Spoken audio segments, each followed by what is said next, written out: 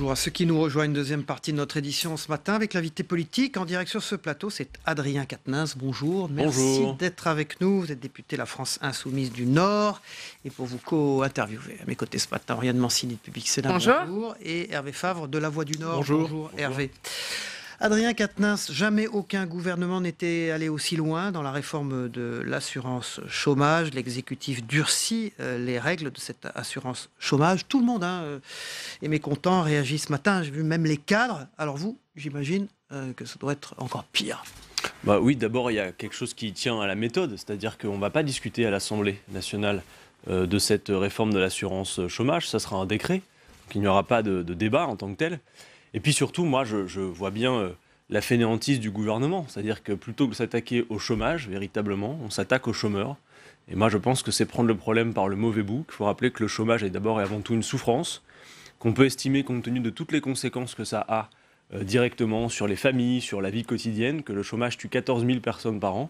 Et durcir finalement les conditions d'accession à l'indemnité ou même baisser les indemnités chômage, on n'a jamais vu que ça solutionne le problème du chômage en tant que tel. D'ailleurs, dans ce pays, la période où le chômage était le plus faible correspond à la période où il était le plus indemnisé, le milieu des années 70, ce qui montre bien qu'il n'y a pas de corrélation directe, que ça tient bien à la création d'activités. Et sur ce point, moi j'estime qu'en France, nous avons un problème sérieux de création d'activités et d'activités pérennes.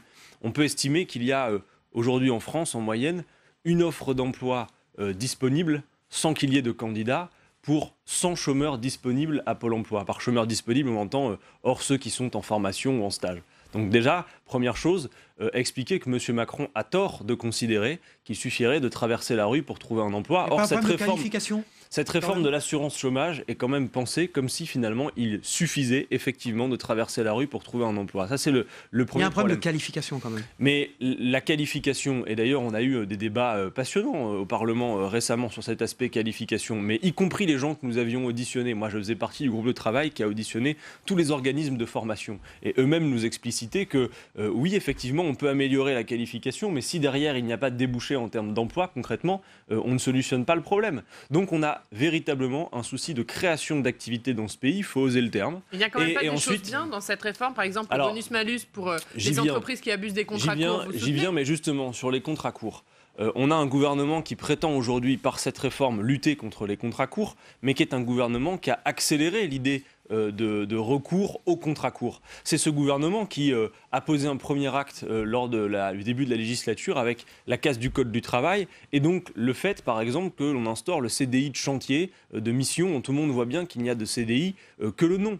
Donc ce recours aux contrats courts, il est encouragé par une vision qui veut qu'en fluidifiant, en libérant les énergies, finalement, eh bien, on crée de l'activité. Moi, j'alerte sur le fait que, oui, aujourd'hui, 80% des embauches qui sont réalisées le sont en contrat court, ce qui fait que le CDI, qui devrait être la règle, ne l'est plus. Et puis sur ces CDD signés, vous avez 30% à peu près qui sont des contrats d'un jour seulement et 70% qui sont des CDD de moins d'un mois. Donc par conséquent, vous voyez bien que le problème, vous disparaissez des statistiques chômage pour mieux y retourner ensuite. Et sur le bonus-malus, moi je veux vous répondre sur cette question. Le bonus-malus ne me paraît pas être la bonne solution parce que ça veut dire aussi qu'on va octroyer un bonus à ceux qui respectent la règle. Mais alors c'est sur les caisses de la sécurité sociale que ce bonus va s'opérer. Est-ce qu'on est sûr qu'il y aura un équilibre ? Il sera financé par le malus. Est-ce qu'on est sûr qu'il y aura un équilibre entre le bonus et le malus ? Rien ne dit. Moi je pense que si on veut véritablement faire du CDI la règle, et moi je souhaite qu'on réhabilite le CDI comme étant la règle, alors je suis pour qu'on instaure des quotas, bien évidemment modulables en fonction de la taille de l'entreprise. Des quotas de quoi ? De contrats courts ? Eh bien oui, nous avions proposé par exemple que dans les PME ce soit maximum 10% et dans les grandes entreprises 5%. Je crois qu'il n'y a aucun secteur qui peut se targuer d'avoir besoin de manière pérenne de CDD. À propos d'équilibre, il y a aussi l'équilibre financier et on sait qu'effectivement il y a une dette de 35 milliards d'euros qui correspond à une année quand même de prestations. Comment on fait pour résoudre ce problème ? Vous parlez de l'UNEDIC là ? Oui, de l'assurance chômage. Non, mais la réalité, c'est que, y compris en ce qui concerne la dette, elle n'est pas due au chômage de manière structurelle, mais aux obligations qui sont faites en termes d'indemnisation. Moi, je pense véritablement que la solution est à la fois dans la création d'activités, et ça, c'est pas de l'incantation, ça passe notamment par la nécessité pour moi de faire et d'engager la planification écologique, qui en plus de régler le défi climatique, est un véritable volant d'entraînement pour l'activité du pays. Et ensuite, je redis mon avis que si l'on veut s'attaquer véritablement au chômage, alors il faut mieux répartir le travail entre toutes et tous. La vérité, c'est que les politiques d'exonération fiscale qui ont été menées depuis 2 quinquennats et que M. Macron poursuit ne sont pas efficaces pour créer de l'activité. On prend l'exemple du CICE, compte tenu de ce que ça coûte en termes d'argent public et de ce que ça permet de créer ou de maintenir comme emploi, c'est extrêmement onéreux. Moi, je trouve que ce sont des politiques qui sont au-dessus de nos moyens. À l'inverse, quand on répartit le temps de travail, eh bien, on a véritablement de la création d'activité. En même temps, on a changé de système, Adrien Quatennens. On est exonéré de cotisations. Maintenant, le système est financé par l'impôt, finalement, par la CSG. Et c'est un problème. Moi, je mets en garde contre ce basculement. Vers l'impôt du financement de ces risques et de cette protection sociale. Moi, je suis attaché à l'idée que chacun cotise selon ses moyens et reçoit selon ses besoins. Allez, autre sujet, le Sénat qui examine cette semaine la réforme de la fonction publique. Olivier Dussopt, qui était à votre place hier matin, nous disait qu'il n'y aurait pas de dégel du point d'indice. Qu'en pensez-vous ? Et j'en pense que l'acte 2 annoncé du quinquennat est en fait le bis repetita de l'acte 1. C'est encore une fois plus d'austérité, c'est-à-dire que non seulement on n'aura pas d'avancée sur le SMIC et les salaires, alors ils nous disent qu'ils veulent absolument que le travail paye mieux que l'indemnisation, mais donc l'une des solutions, excusez du peu, c'est pas de diminuer l'indemnité, c'est d'augmenter les salaires. Moi j'insiste sur cette idée, c'est vertueux par ailleurs de faire en sorte que ce soit pour le privé ou les fonctionnaires, qu'il y ait plus de pouvoir d'achat. Bon, ce terme est spécifique, mais en réalité, quand vous augmentez les revenus de celles et ceux qui ont plutôt des bas revenus, ça ne se dirige pas vers la spéculation financière, ça se dirige vers la consommation populaire, sans doute aussi vers une meilleure consommation. Moi, je veux faire le lien entre tout ça. Si par exemple, on se dit qu'on doit faire rapidement la transition écologique, offrir plus de capacité aux consommateurs, ça veut dire aussi diriger la consommation vers de meilleurs produits. Donc moi, j'alerte sur cette logique qui est encore une fois une logique austéritaire. Et pour vous, il n'y a pas de tournant social dans l'acte 2 du quinquennat ? Non, s'il fallait résumer malheureusement à grands traits toute la politique de ce gouvernement, qui est en bonne corrélation avec ce qui l'a précédé, c'est faire des économies. Et moi, je crois que quand on a des défis à relever du type de les inégalités qui sont croissantes dans le pays ou le défi climatique qui nous met toutes et tous au pied du mur, faire des économies, ce n'est pas un projet politique. La prochaine réforme là, qui se profile, c'est celle des retraites. Bon, on attend les propositions de Jean-Paul Delevoye en juillet normalement, mais on n'a pas de calendrier parlementaire en revanche. Mais j'imagine que vous serez vent debout contre cette réforme. Et comment vous faites pour pérenniser la retraite à 60 ans. Alors, vous savez, Hervé Fabre, moi, je ne suis pas vent debout par principe. Hein, d'accord ? Ça, c'est ce qu'il faut rappeler. Moi, je regarde précisément ce qui nous est proposé et je l'analyse. Sur la réforme des retraites, je crois qu'on est occupé par un faux débat depuis quelques mois sur l'âge de départ. Tout le monde a compris désormais que l'âge de départ dans cette affaire était purement théorique, puisque le gouvernement entend créer les conditions que, âge légal de départ ou pas, vous renonciez à partir avant 64 ans, puisque le niveau de pension sera ridicule. Donc c'est quoi, un recul déguisé de l'âge de départ clairement, c'est-à-dire que plutôt que d'assumer clairement de dire on passe à 64 ans, ce qui est une erreur de mon point de vue, en réalité, M. Macron veut dire non, on ne touche pas à l'âge légal, on reste à 62 ans, mais de fait, on va créer les conditions que de toute façon, vous ne partiez pas. Ce qui se passe déjà pour les régimes complémentaires. Oui, alors moi je pense que sur la question des retraites, je fais le lien, vous allez voir que tout est lié. Sur la question du chômage et des retraites, on a un vrai lien de cause à effet entre les deux. D'abord, il faut dire une chose, l'allongement de l'âge de départ à la retraite provoque des effets sur le chômage aux deux extrémités de la vie active. D'un côté, vous avez des jeunes qui ont du mal à s'insérer dans l'emploi et de l'autre, vous avez des seniors qui, pour beaucoup d'entre eux, sont au chômage, ont malheureusement quelques difficultés à retrouver un emploi et pour beaucoup d'entre eux, plus de 60 ans, ils ont fait leur 40 annuités. Donc moi, j'estime que dire que parce qu'on vit plus longtemps, il faudrait travailler plus longtemps, c'est une erreur. C'est notamment parce qu'on travaille moins longtemps que l'on vit plus longtemps. Comment on finance la retraite à 60 ans ? Moi, je souhaite qu'on reste à cette idée de retraite à 60 ans à taux plein. D'abord, mettre davantage à contribution les revenus financiers des entreprises. Rappelez tout de même que ce pays est champion du monde des dividendes versés aux actionnaires et qu'entre les années 80 et aujourd'hui, on est passé de 9 jours par an où le salarié travaille pour rémunérer l'actionnaire à 45 jours par an. Ne peut-on pas imaginer, puisqu'on estime que les salariés doivent faire des journées de solidarité, que peut-être les actionnaires puissent en faire eux aussi quelques journées de solidarité pour nous aider à financer notre système de retraite. Ensuite, comme tout est lié en économie, moi, puisque je viens de vous dire que je suis favorable à l'augmentation des salaires, augmenter les salaires, c'est également augmenter les cotisations, dont régler une part du problème. Vous augmentez aujourd'hui les salaires ne serait-ce que de 1%, vous avez 2,5 milliards de cotisations dans les caisses en plus. Vous créez 100 000 emplois. Moi, je propose de faire la planification écologique. Je ne prends qu'un exemple dans cette planification écologique, l'agriculture.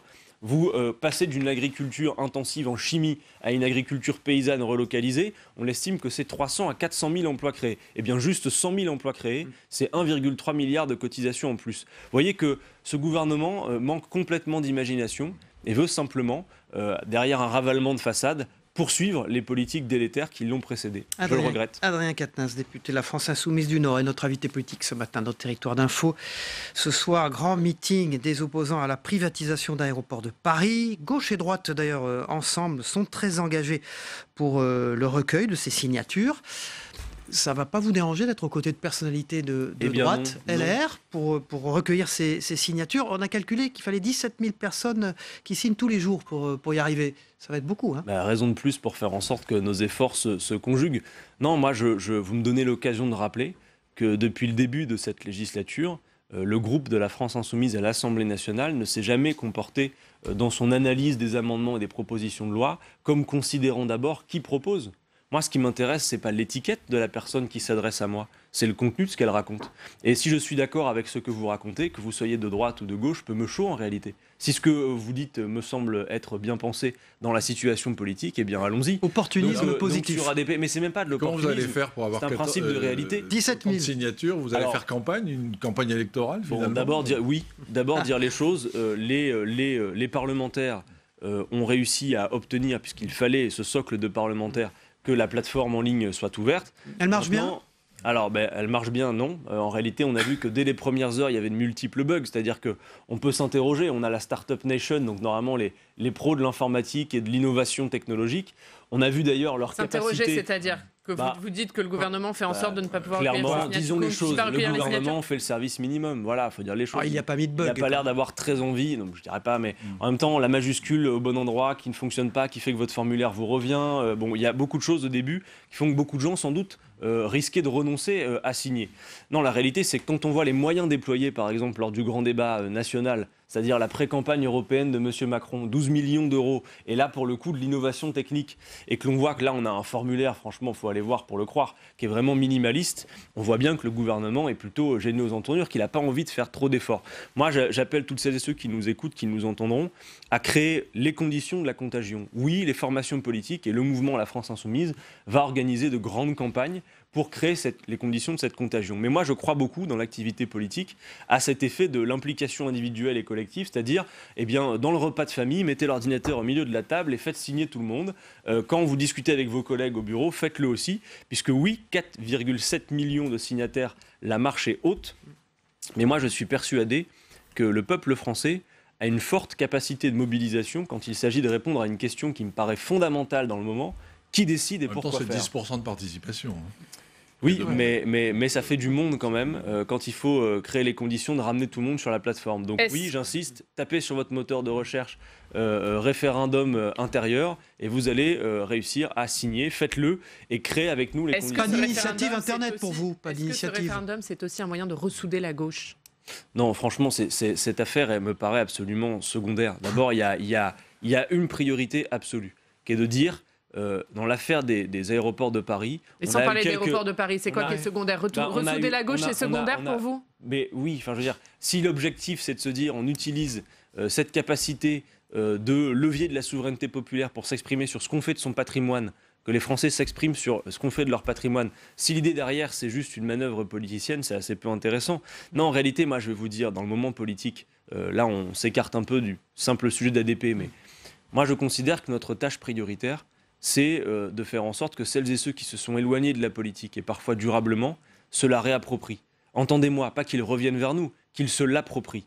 Et ça, la France Insoumise est un mouvement qui pense son action avec cet objectif. Et de la même manière, je crois aussi qu'il y a beaucoup d'électeurs qui expriment une colère, notamment par le vote Rassemblement National, mais qui en fait ignorent sans doute que pensant mettre un coup de pied aux fesses à tout le monde avec ce vote, en fait, ils votent souvent contre leur intérêt. Et beaucoup de vos électeurs aussi. Comment vous expliquez que les électeurs de la France Insoumise se tournent vers le Rassemblement National ? En réalité, vous devriez plutôt interroger les Républicains sur ce sujet, parce que quand on nous parle de porosité, je crois que la porosité entre les électorats aujourd'hui se vérifie particulièrement entre la droite et le Rassemblement National. Ça n'est pas le cas chez nous. Mais oui, vous dire... Pas que. Dans certaines régions, les électeurs de la France Insoumise se sont tournés vers le Rassemblement National aux européennes. Mais les électeurs de la France Insoumise, ça voudrait dire qu'on a une possession de l'électorat. Moi, ça ne m'intéresse pas trop de parler comme ça. Ce qu'il y a de vrai, en revanche, c'est que beaucoup de gens qui sont en colère, lorsqu'ils ne se réfugient pas vers l'abstention, qui expriment quelque chose politiquement, ont peut-être intériorisé le fait que le vote RN était un vote qui, finalement, embêtait tout le monde et était une manière efficace de mettre un coup de pied aux fesses de tout le monde. Moi, je veux juste insister sur le fait que quand vous votez à Rassemblement National,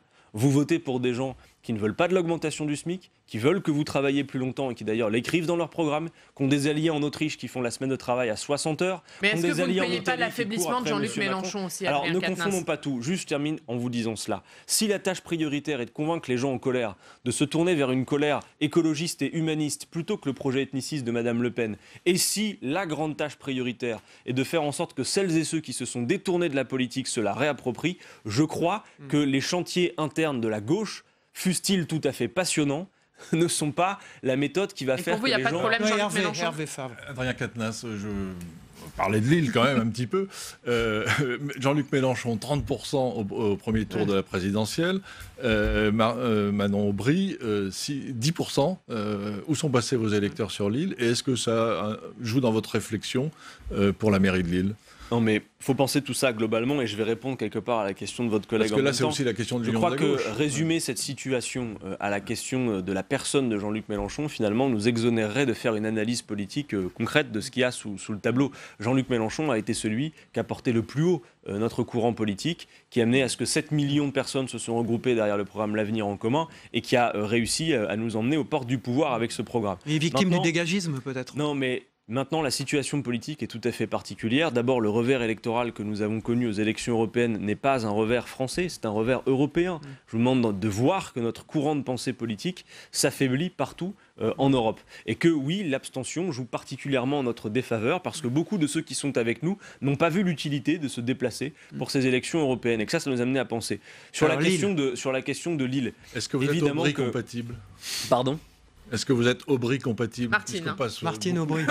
J'allais dire Manon Aubry, ça me semble très Manon, sans doute, Martine. Non, mais je crois que dans le mandat de Martine Aubry, il y a un certain nombre de choses d'ailleurs que les Lillois nous disent, y compris pendant la campagne européenne. On a beaucoup fait le porte-à-porte, on est allé à la rencontre des habitants pour co-construire avec eux les solutions. Je crois que l'axe majeur, c'est la nécessité pour les gens de se réapproprier la politique avec des leviers démocratiques. Les gens veulent décider, surtout. Vous répondez pas à Lille, pour Lille, par exemple. À Lille, pardon. Il faudra des alliances. Moi, je vous invite, Hervé Favre, je vous invite à penser dans le moment la politique un peu différemment. Je crois que si on a autant d'abstention, autant de gens qui s'écartent de la politique, nous devons repenser des méthodes. Moi, je ne veux plus que l'on se présente, y compris dans les élections municipales, pour dire aux gens venez voter pour nous parce que nous avons le meilleur programme et nous allons le respecter, mais plutôt de dire aux gens venez faire avec nous, venez siéger avec nous au conseil municipal, de créer les conditions par exemple que les délibérations du conseil municipal. Donc vous êtes candidat ou pas vous-même? Moi je n'ai pas encore décidé ce que je ferai, laissez-moi encore quelques semaines, je fais en sorte que d'ici à la pause estivale, ma décision soit prise sur le fait de savoir si je propose ou pas ma candidature. On dit que Jean-Luc Mélenchon veut absolument vous garder à l'Assemblée. Mais alors, bon, ça c'est rigolo, parce que Jean-Luc Mélenchon se découvre parfois aussi des pouvoirs qu'on lui confère. Évidemment que nous discutons de cela, mais de la même manière qu'il n'a pas dirigé la campagne des européennes, il ne dirigera pas davantage la campagne des municipales. Nous discutons.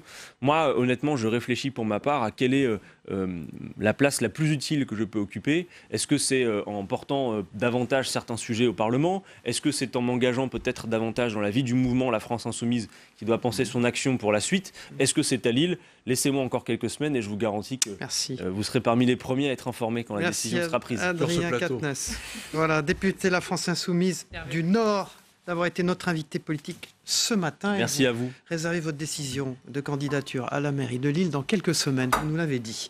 Tout de suite, c'est le débrief de l'actualité.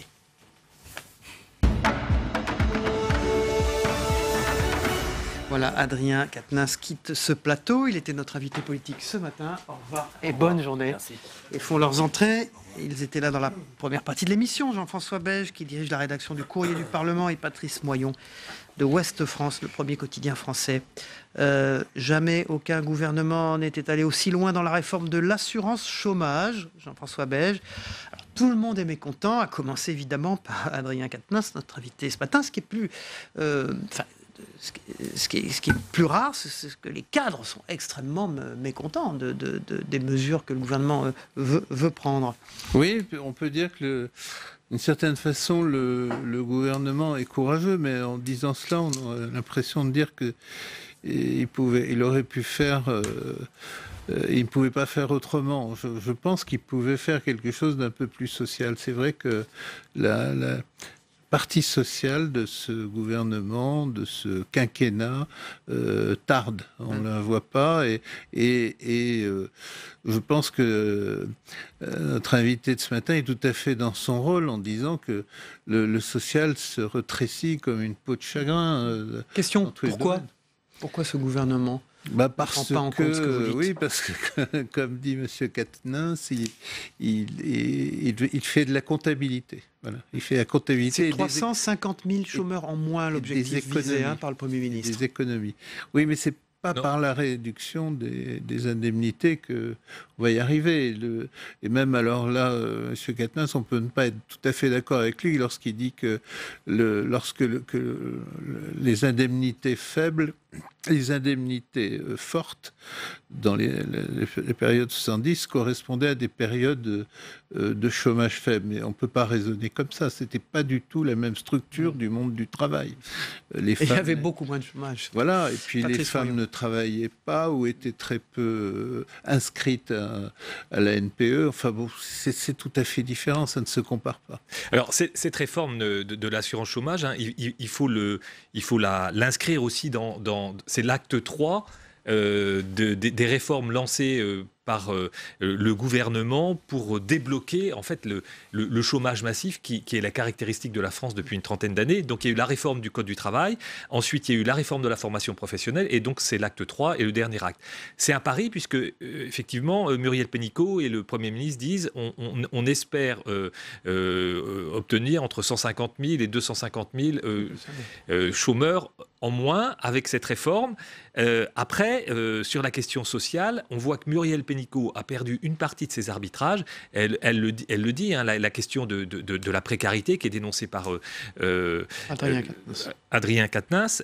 C'est vrai, c'est 87% aujourd'hui des contrats, des embauches qui se font en CDD ou en intérim. Et sur ces 87% d'embauches, il y a 30% quand même qui concernent des contrats de 1 jour ou moins. Donc là, il y a vraiment un travail. C'est-à-dire que même Jean Tirole, qu'on ne peut pas soupçonner d'être d'extrême gauche, qui dit qu'il faut effectivement s'attaquer à cette question. Paradoxe, hein, on parle de flexibilité du travail. On dit, c'est vrai d'ailleurs, qu'on changera de travail plusieurs fois dans sa vie. Les jeunes d'aujourd'hui, en tout cas, ont intégré déjà ces idées-là. Et on va taxer le CDD, qui est quand même l'outil qui permet cette flexibilité. La raison, c'est pas le CDD est un outil à condition que ce ne soit pas des CDD d'un jour ou de 2 jours ou 3 jours ou des CDD éternellement renouvelés. Oui, c'est ça, c'est l'abus qui est néfaste. C'est l'usage que l'on fait du CDD. Et ça, c'est pas bien. C'est pas bien. Messieurs, nous allons parler de Donald Trump. La présidentielle de 2020 aux États-Unis est dans la ligne de mire pour lui. On dit qu'il conserve des chances d'être réélu. Il était à Orlando, en Floride. On a vu des images tout à l'heure dans le Zap Monde de son meeting. Il y avait 20 000 personnes. Il en attendait 100 000 et il en avait annoncé 100 000. On a une vue, Jean-François Beige, de Donald Trump ici, en président ayant conquis les Américains, avec des réussites économiques incontestables. En réalité, dans les sondages de la présidentielle américaine, on est très loin, à 500 jours, il est largement devancé par Joe Biden, le vice-président de Barack Obama. Oui, parce que c'est sûr que les chiffres de l'économie sont très favorables à Donald Trump, mais je ne pense pas que dans l'Amérique, vous savez, quand même, l'Amérique, c'est pas seulement des cow-boys en chemise à carreaux, c'est aussi il y a toute une tradition universitaire, toute une tradition intellectuelle, toute une tradition de think tanks, etc. Et je pense qu'il y a quand même une inquiétude qui ne s'est pas dissipée à propos du caractère de Donald Trump, de ses capacités à diriger, de sa culture véritable de gouvernement, etc. Et donc, ça explique sans doute le succès de Joe Biden, qui en même temps, Joe Biden, c'est pas non plus l'homme qui il ressemble pas à Hillary Clinton et à son entourage. Il est beaucoup plus un vétéran du Congrès américain. Oui, c'est un vétéran du Congrès. 76 ans. Voilà, c'est pas non plus un homme de l'élite. Deux candidats, si Joe Biden gagnait les primaires, il a l'air d'être largement en tête. Deux candidats qui auront 75 ans, quoi. Oui, plus pour Joe Biden d'ailleurs. Oui, 2 candidats âgés. Alors, sur cette élection, il ne faut pas oublier quand même que Donald Trump a été élu, mais en étant minoritaire en voix. 3 millions il fait 3 millions de voix de moins que... ce qu'on appelle le vote populaire aux Voilà, États-Unis. Il était en retard sur Hillary Clinton de donc plus de 2 millions. Le système électoral américain l'a... Les grands électeurs. Oui, des grands électeurs l'a avantagé. Moi, je pense que c'est une élection qui pourrait être pleine de surprises à nouveau. Hein. On le voit bien, hein, les fractures qu'on voit en Europe avec le populisme, elles existent aussi aux États-Unis avec une partie, notamment le centre, le Middle West de la population américaine qui se sent abandonnée. Et en revanche, on voit bien que les États sur la côte Est et sur la côte Ouest sont extrêmement réservés par rapport à Donald Trump et notamment la façon dont il conduit même sa politique étrangère à coups de tweet. Et alors là, hier soir dans son meeting, hein, la priorité, il l'a donnée quoi à l'immigration. Donald Trump, vous avez vu, en disant il faut qu'il y ait 1 million d'immigrés qui quittent le territoire américain. Enfin, il a axé son début de campagne là-dessus. Alors ça marche toujours, mais hélas, ça marche partout, peut-on dire. Hein. Et donc, c'est en ce sens que l'administration Trump a un rôle très négatif sur tout le monde, y compris sur les Européens. C'est-à-dire, elle semble valider les politiques de fermeture de frontières et de quotas sur l'immigration très, très sévères. En fait, on s'aperçoit que c'est quand même des positions de matamor parce qu'on n'a pas empêché grand-chose en matière d'immigration et Trump n'a fait, malgré son mur, malgré ses promesses, malgré ses accords avec les Mexicains, il n'a pas véritablement ralenti les flots migratoires. En revanche, il contribue à hystériser le débat politique à coup de tweet et il fait sauter, en fait, puisque c'est un responsable politique, il n'y a plus de surmoi. Donc il rend possible aussi des expressions de haine. Donc c'est pas un discours très responsable pour un homme politique. Patrice Moyon de Ouest France, premier quotidien francophone du monde. Merci. Jean-François Beige du Courrier du Parlement, vous en dirigez la rédaction. Messieurs, nous allons regarder ensemble le Zap Matin de Christophe Combarieux, ce qui s'est également passé chez nos confrères, entre autres dans les autres matinales d'infos ce matin. Et on se retrouve après pour l'actualité parlementaire. A tout de suite. Face aux syndicats et au patronat, le Premier ministre a tranché. Pour trouver une solution efficace à cette question du chômage de masse, il faut intervenir sous tous les angles possibles et imaginables. Les règles pour avoir accès aux indemnités seront durcies. Pour les obtenir, il faudra avoir travaillé 6 mois au cours des 2 dernières années, contre 4 mois sur 28 aujourd'hui. On a une réforme qui est perdante, archi perdante pour l'ensemble des demandeurs d'emploi. Une réforme qui en plus responsabilise qu'en partie les entreprises qui usent et abusent de la précarité. Le Premier ministre est là pour raboter le système de protection sociale et il le fait avec une certaine vigueur, il faut le dire. Aujourd'hui, c'est l'indemnisation du chômage. Demain, ce seront les retraites qui passeront au rabot. On assiste là au grand coup de rabot post-élection européenne où on va effectivement demander toujours des efforts aux mêmes sur la réforme des retraites, où on va accélérer sur la réforme de l'indemnité chômage qui va viser essentiellement les cadres, alors que ce sont eux qui contribuent en grande partie à ce système. Nous avons décidé d'instaurer une forme de dégressivité simple avec un seul palier à 6 mois qui ne concernera que les revenus les plus élevés, de l'ordre des 10% des revenus les plus élevés. Ces indemnités qui sont prises en exemple sont tout à fait dérisoires par rapport au budget dont on parle.